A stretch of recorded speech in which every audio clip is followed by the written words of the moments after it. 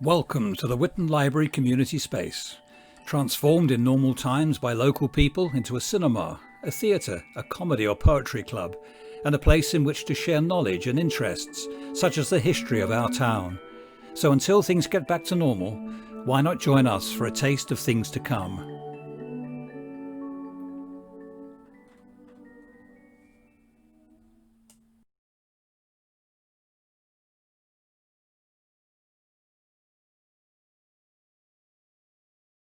So this is a Friends of Whitton Library mini craft session, and we're going to be making a little trinket tray. And to make the tray, we're going to use air dry clay, which is easily available in most craft shops. Then you'll also need a rolling pin, a knife, some little bowls to actually form the tray with,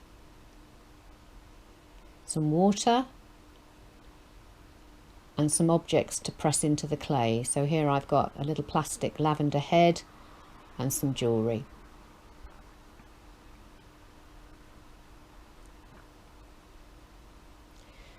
So take a piece of your clay. Always make sure that the piece of clay that you're not using goes back into the packet and gets sealed up, because it does start to dry very quickly.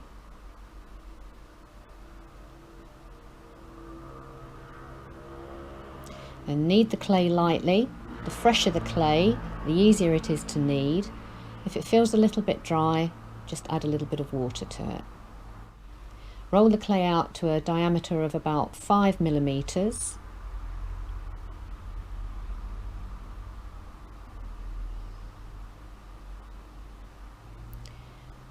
Then press your object into the clay so you get a roll over it quite lightly. Don't use heavy pressure.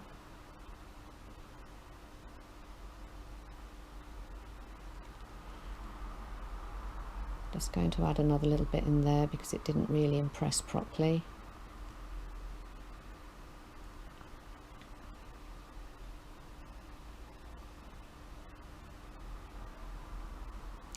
Then place your bowl over your imprint and cut round the edge.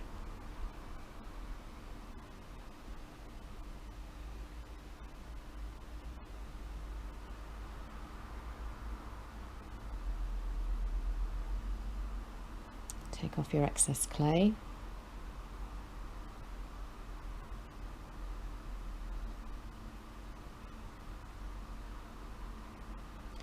Now you need to neaten your piece just by wetting your finger and running your finger around the edges. And the longer you take to do this next bit, the neater your piece will look. So it is worth spending a little bit of time. As we're doing a very quick craft session, it's going to be a little bit rougher than I would normally like.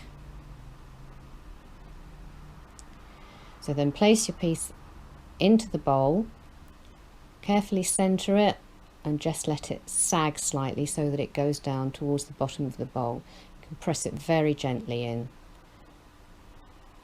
So it's going to dry in the bowl and it's going to take the shape of the bowl.